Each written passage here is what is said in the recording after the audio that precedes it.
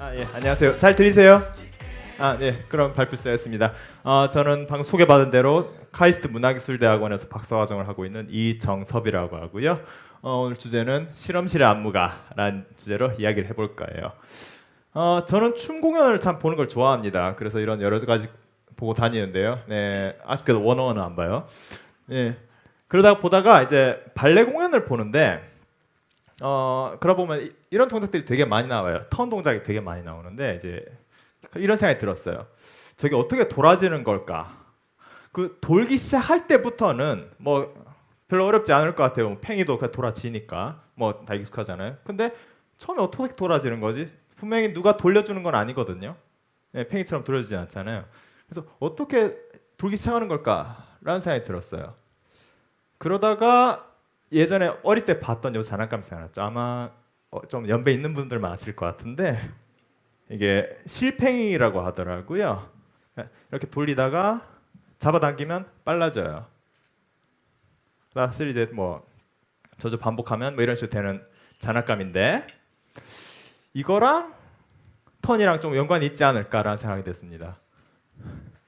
그 와중에 떠오른 개념이 운동량이에요. 그러니까 좀 낯선 분들이 있을 텐데 말 그대로 물체가 얼마나 움직이고 있는가를 나타내는 척도예요. 그러면은 무거운 물체가 더 빨리 움직일수록 운동량이 더 크다, 더 많이 움직이고 있다. 뭐 이렇게 얘기할 수 있겠죠. 기본적으로 이 운동량은 보존된다라는 게 뭐 기본적으로 알려져 있어요. 그렇기 때문에 왼쪽 같은 경우 한쪽이 움직이면 항상 다른 한쪽은 번갈아가서 움직일 수밖에 없는, 그래야 운동량이 보존되는 이런 개념인데 스포일러했다. 네, 못 본 척해주세요. 네, 그럼 이 운동량 개념과 이 쌩쌩이 개념이 딱 맞아떨어지겠구나. 그러니까 처음에는 크게 돌리니까 관성이 큰데 잡아당겨서 좁아지니까 빨라지는구나. 이 원리랑 비슷하겠구나라는 생각 들어서 제가 실제로 해봤어요. 그래서 preparation, 그러니까 준비 동작이에요. 이 상태에서 팔을 최대한 뻗으면 관성이 최대한 커지겠죠. 팽이를 넓게 돌릴 때랑 똑같아요. 그 상태에서 회전 운동량을 최대한 담아줍니다. 상체에. 근데 지금은 돌 수가 없어요. 왜? 두 발이 고정돼 있죠. 돌 수가 없어요. 그러니까 운동량이 최대화가 됐을 때 다리를 떼줘야 되고 동시에 팔을 좁혀줘서 관성을 줄이면 어떻게 된다? 관성이 줄어들었으니까 속도가 빨라지겠죠. 이렇게 이 세 가지를 순차적으로 동시에 해주면은 돌아지는 거죠. 이거를 좀 더 감사합니다. 네, 이걸 좀 더 응용하면은 이제 운동량이 더 커지면 어떻게 될까? 그러니까 상체 운동량을 더 많이 닿으면 어떻게 될까요? 더 많이 돌아질 것이고요. 그리고 관성을 더 좁혀주면 어떻게 될까요? 그러면은 더 빨라지는 거죠. 네, 이것 때문에 더 못 돌았어요. 네, 이런 식으로 물리 원리에 따라서 딱 설명이 되더라라는 거예요. 실제로 이 원리들을 약간 물리에 대한 기초 지식이 있는 학생들한테 가르쳐 보면은 이 발레 턴 동작에 대한 습득 속도가 훨씬 빨라집니다. 원리를 알기 때문에. 물론 엄밀히 말하면 얘의 경우는 실의 장력이 있고요. 같은 역할을 하는 게 두 발이 있기 때문에 그거는 늦긴 한데 심오하니까 생략합시다. 네. 마찬가지로 운동량이 보존되듯이 에너지 역시 보존됩니다. 역학적 에너지. 역학적 에너지가 보존이 되기 때문에 추가 반복적으로 움직일 수 있고요. 롤러코스터는 출발한 위치에서 맨 끝까지 멈추지 않고 올 수 있는 거죠. 개인적으로 저는 춤을 이 롤러코스터의 역학적 에너지 보존에 비유하는 걸 좋아해요. 왜? 질량에 있는 물체가 높은 데에 있죠. 떨어뜨리면 속도로 바뀌어요. 방향 전환이 될 수도 있고 부위별로 옮겨갈 수도 있어요. 또 사람이 서 있기 때문에 기본적으로 위치 에너지가 있기 때문에 이 위치 에너지를 떨어뜨림으로 인해서 속도가 되고 다시 부위별로 떨어뜨릴 수도 있죠. 그리고 회전으로 에너지가 전환될 수도 있는 거예요. 감사합니다. 이렇듯이 춤이라는 건 뭐 기본적으로 예술이에요. 뭐 그렇잖아요. 뭐 예술 같잖아요. 네, 그렇긴 하지만 기술적인 측면에서 봤을 때는 이것은 마치 뭐랄까 인체의 질량과 에너지를 어떻게 효율적으로 제어하고 다루는 기술인가 라고도 정의할 수도 있다는 거예요. 그래서 그런 식으로 그래 춤을 그렇게 공학적인 시선으로 본다. 그럼 뭘 할 수 있냐? 이걸 좀 더 보여드리려고 그래요.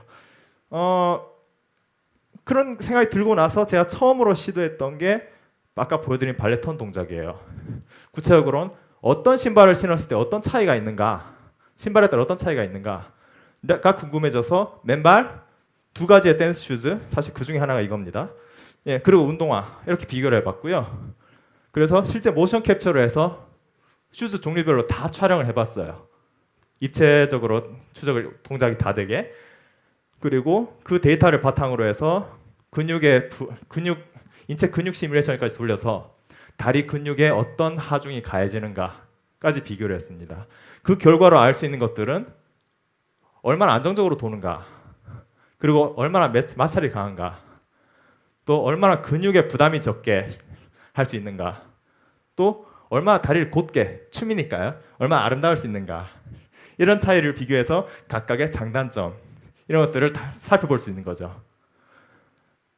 네, 그런 식으로 어떤 연구 목적을 뿐만 아니라 반대로 이제 공학 기술을 예술로 가져왔을 때 어떤 게 가능한가를 살펴봤을 때는 이제 무용수의 움직임 데이터를 가져와서 그것들을 수치상으로 분석하고 재가공해서 이렇게 어떤 시각적인 작품을 만들어낼 수도 있고요. 지금 이게 사실 무용수하고 실시간으로 같이 무대에서 올려지고 있는 건데요. 혹은 지금 사실 때마침 숨이 차인데요. 무용수들에게 호흡이 되게 중요해요. 왜냐하면 호흡을 통해서 움직임의 느낌을 다르게 할 수 있으니까. 그런 호흡이랑 음악을 실시간으로 연동시키면 어떻게 하느냐, 센서를 이용해서 그런 시도도 해볼 수 있을 것이고, 또 지금 혹시 소리 나오고 있나요? 예. 지금 여러분이 듣고 계신 소리는 사실 제 어깨가 탈골되는 소리입니다. 예. 사람 몸에서 움직임에 의해서 나는 소리들을 가지고 어떤 새로운 작품을 만들 수 있지 않을까, 네, 라는 그런 좀 색다른 시도도 해봤고요. 네. 그런 여러 가지 시도를 해봤는데 최근에 제가 관심을 가지고 있는 거는 조금 더 한 단계 더 나아갔어요. 안무가라는 게 어떤 사람이죠? 기본적으로 움직임을 만드는 사람이에요. 그럼 당연히 사람의 몸에 대한 이해가 있어야 될 것이고, 또 음악에 대한 이해가 있어야 될 것이고, 또 그런 것들이 여러 가지 합쳐졌을 때 관객들에게 어떻게 보여질 것인가, 혹은 뭐 이야기, 감정 이런 온갖 것들에 대한 지식이 있어야 될 것이고, 그런 지식들을 바탕으로 해서 무한히 많은 동작 중에서 적절한 것들을 모아서 안무를 만든 사람이에요. 그런 사람이라고 봤을 때 아까 저희가 춤의 물리적인 원리에 잠깐 소개했잖아요.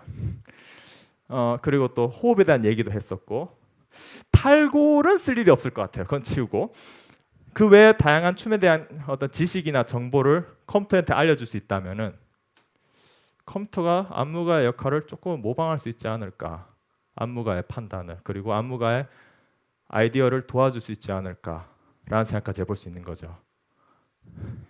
실제로 저뿐만 아니라 세계에서 몇몇 사람들은 이미 그런 생각을 하고 있어요. 그래서 왼쪽 같은 경우는 발레 동작들을 프로그래머에서 자동으로 생성하게 한 거예요. 그래서 1, 2, 3, 4, 5 뭐 이런 식으로. 그리고 오른쪽 같은 경우는 무용수에게 실시간으로 시각적으로 계속 아이디어를 던져줘서 동작을 그때그때 뭔가를 찾을 수 있게 해보자 라는 시도도 있었고요. 이외에도 되게 많습니다.